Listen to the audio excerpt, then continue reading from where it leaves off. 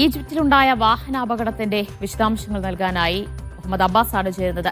Abbas, 3 Qatari ഉദ്യോഗസ്ഥരാണ് ആ അപകടത്തിൽ മരിച്ചത്. അമീരി ദിവാനിലെ ജീവനക്കാരാണ് മരിച്ചത്. എന്താണ് ഈ അപകടവുമായി ബന്ധപ്പെട്ട് നമുക്ക് ഏറ്റവും ഒടുവിൽ ലഭ്യമാകുന്ന വിവരങ്ങൾ?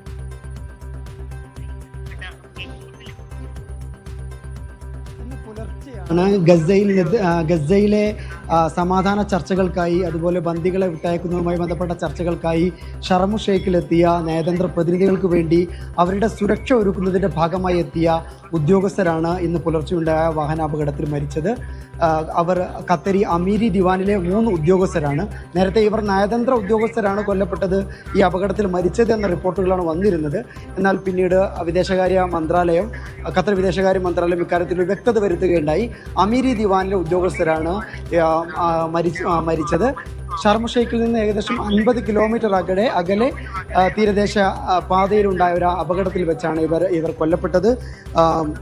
ഖത്തർ അമീരി ദിവാനിലെ Saud bin Thamer Al Thani, Abdulla Ghanim Al Khayarin, Hassan Jabir Al Jabir എന്നിവരാണ് അപകടത്തിൽ മരിച്ചത്. 2 പേർക്ക് പരിക്കേൽക്കുകയും ചെയ്തു.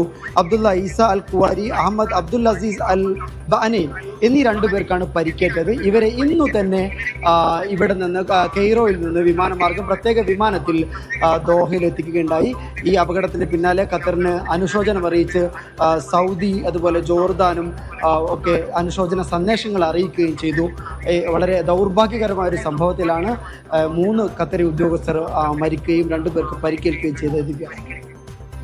ഈജിപ്തിലുണ്ടായ വാഹനാപകടത്തിൽ ഇന്ന് പുലർച്ചെയുണ്ടായ വാഹനാപകടത്തിലാണ് 3 ഖത്തറി ഉദ്യോഗസ്ഥർ മരണപ്പെട്ടത്. ദോഹയിൽ നിന്ന് മുഹമ്മദ് അബ്ബാസ് ആണ് വിശദാംശങ്ങൾ നൽകിയത്.